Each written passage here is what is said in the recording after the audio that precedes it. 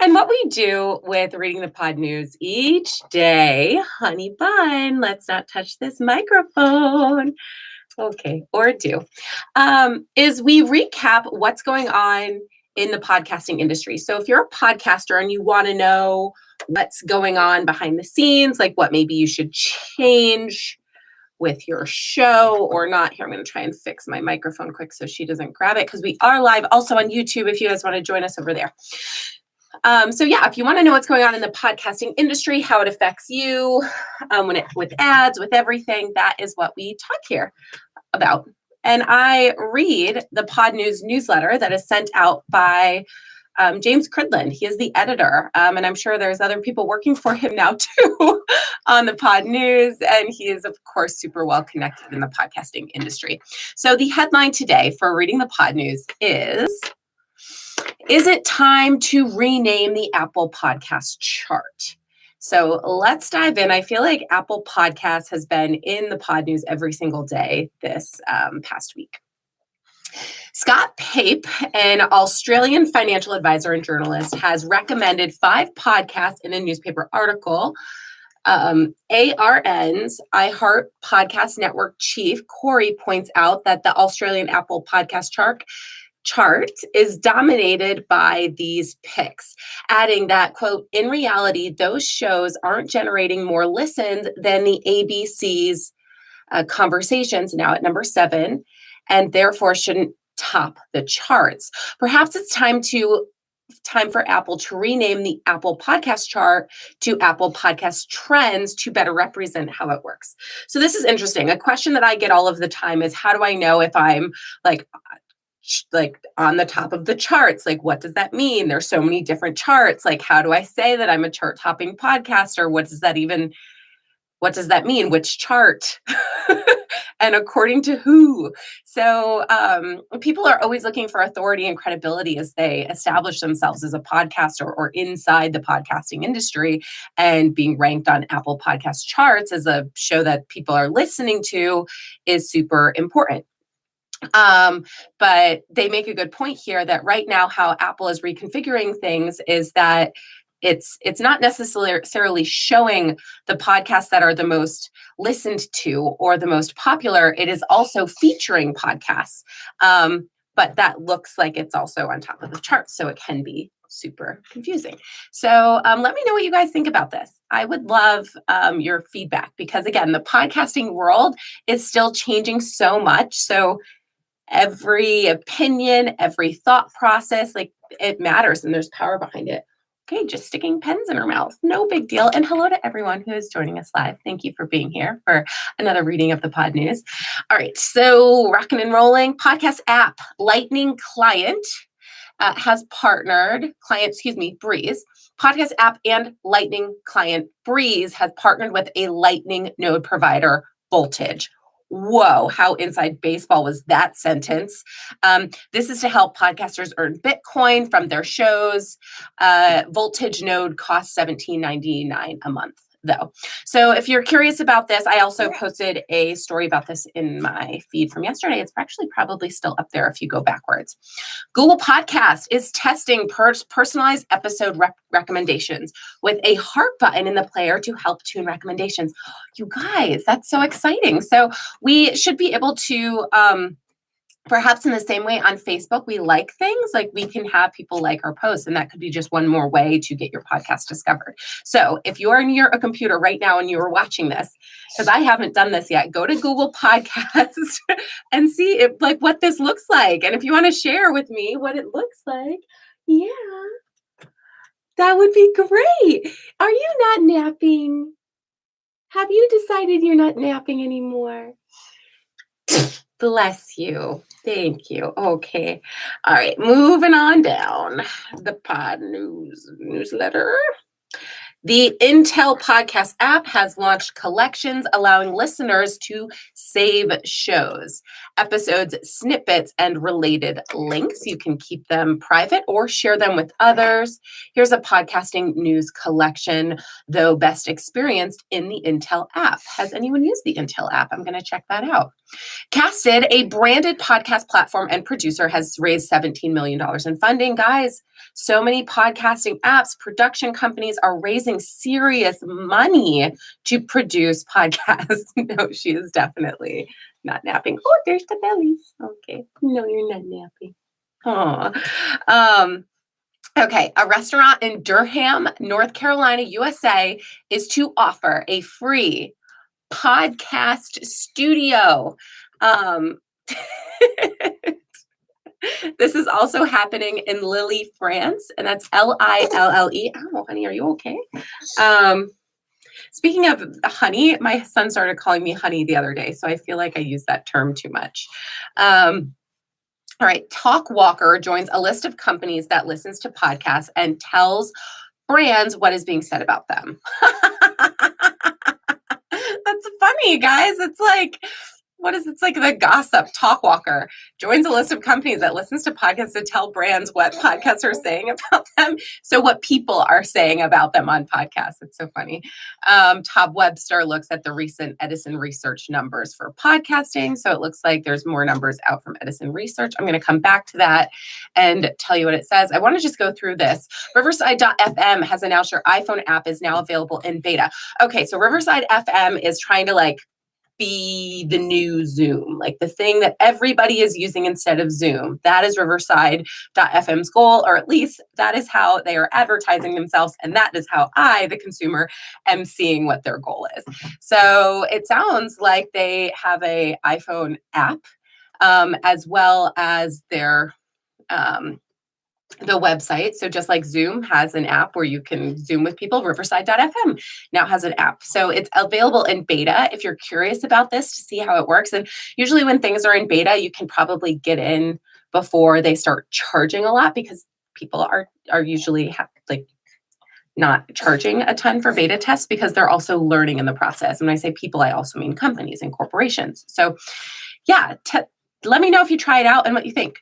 We have discovered an Amazon Music podcasters portal has been quietly launched. It seems to be a way to add your podcast to Amazon and Audible and has some promotional tools. Great. So I've known that Amazon has made it so your podcast right now is actually probably already on Amazon and Audible if you take a look. And but I didn't know that they had created promotional tools for people.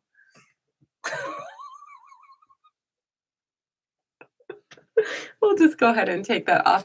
We got all these little hats, guys, for Ava, because when we go out in the sun, her head can get sunburned because she still doesn't have any hair. And then they're also kind of cute. So okay, so I'm going to check that out, and I'm going to share that in my Insta stories too, because I think that will be helpful for other podcasters if you want to promote your stuff, because Amazon recently bought Wondery. They are hey, I see this new world coming up. I want to not only be a part of it, I want to dominate it, which sounds very on brand for Amazon, don't you think? Privacy. In common with most newsletters, we monitor open rates and story clicks. As of today, this data is anonymous. We are now unable to identify clicks or opens from individual users.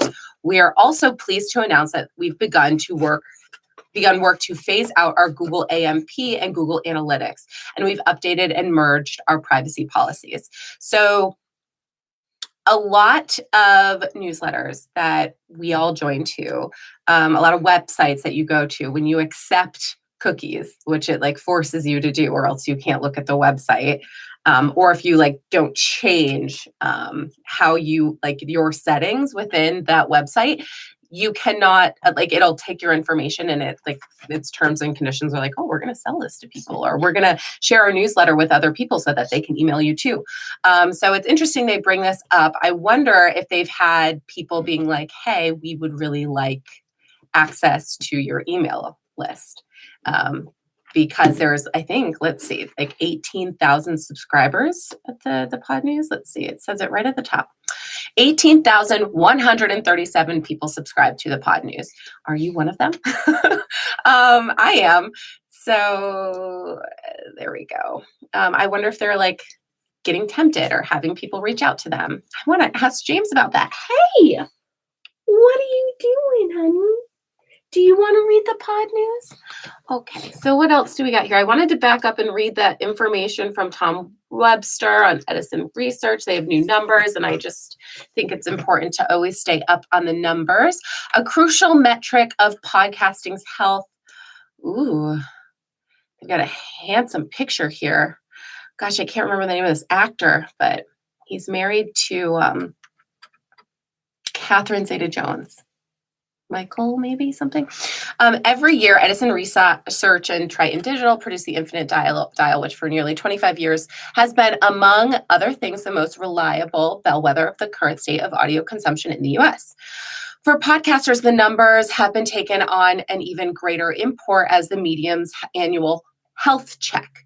So I wanted to provide a little insight into how to read some of the health indicators that might otherwise get glossed over. Ava, honey, can I put you down? What do you think? You want to stay up here? Okay. First of all, podcasting is still growing. There is no doubt about that. The sharpest growth for 2021 was in weekly listening, which is up 17% year over year.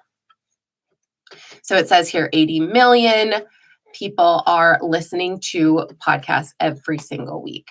You can eyeball growth from a chart like this, and they repost a chart. And to paraphrase Gordon Gekko, growth, for lack of a better word, is good. Some years the slope of this growth is greater than others, but when it appears too slow, that doesn't necessarily mean the medium is not healthy. Oh, honey pie. One of the things that brand researchers like to look at is a comparison called ATU. Okay, awareness trial usage is what ATU stands for. I'm just going to go through this a little bit. You don't need to be a statistician, to see that all of these numbers, including the year Father Time is Undefeated, are increasing. So overall, what we're seeing, oh, thank you, Michael Douglas. I knew I was close.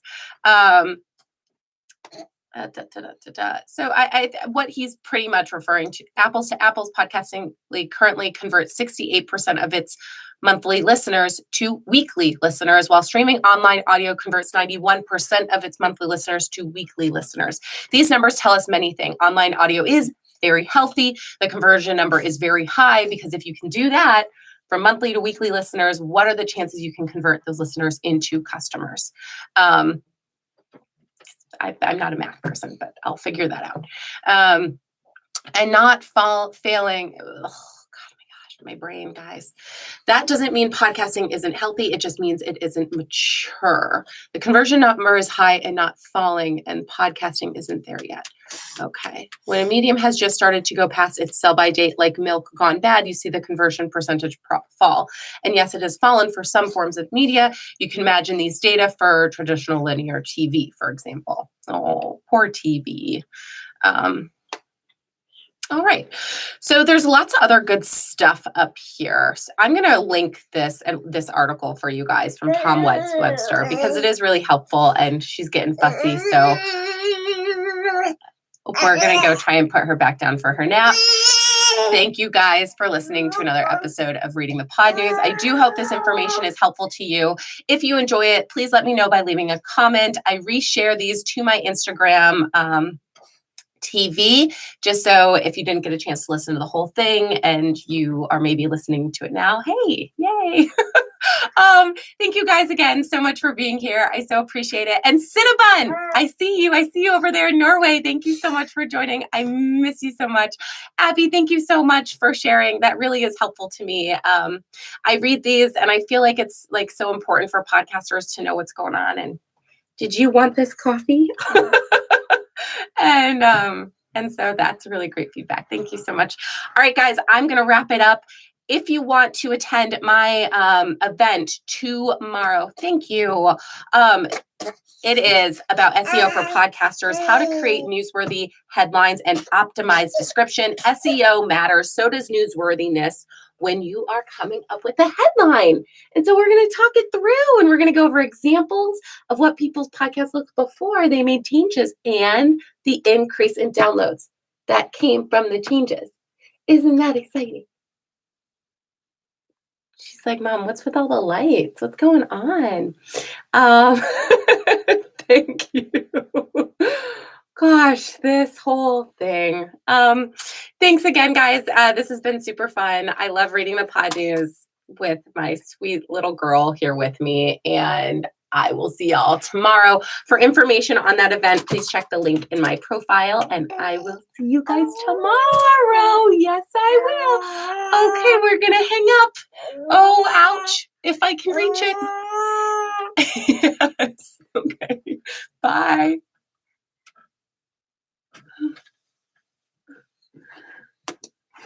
Bye-bye.